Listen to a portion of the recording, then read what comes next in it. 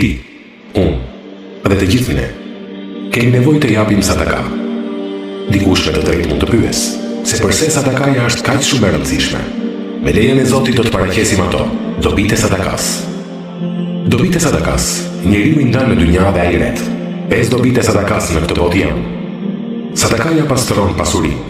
Profeti, paqja dhe mëshira e Zotit qoftë mbi të, thot: padyshim se në tregti është prezent gënjeshtra, betimi i rrejshëm dhe fjalët e kota.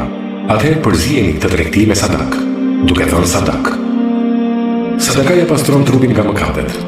Allahu i madhëruar thot: merr nga pasuria e tyre në mosh me të cilën ti pastrosh ata dhe tu arrisësh veprat e mira. E tetë, sadakaja largon fatkeqësitë, të mbron nga sëmundjet. Profeti, paqja dhe mëshira e Zotit qoftë mbi të, ka thënë: shëroni të sëmurët e juaj me sadaka. Ngulitjen e gëzimit tek skamnorët dhe nga veprat më të mira të njeriut është gëzuarit e besimtarit. Sadakaja e bekon pasurinë dhe sjell rritje në furnizim. Allahu në Kur'an thot: a ju zvendçon atë që e ndani ju, ai është dhuruesi më i mirë. Sebet 39.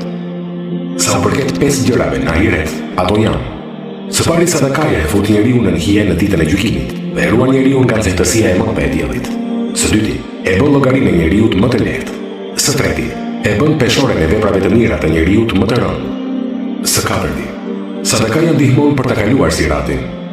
Së pesti, sadakaja e ngrit shkallën e njeriu në xhenet. Sa më mirë është kur njoftohemi se sadakaja bart me vete kënaqësinë e Allahut dhe siguron dështimin e shejtanit. I jep sadaka, sepse ti që jep do jesh më i lumtur se ai që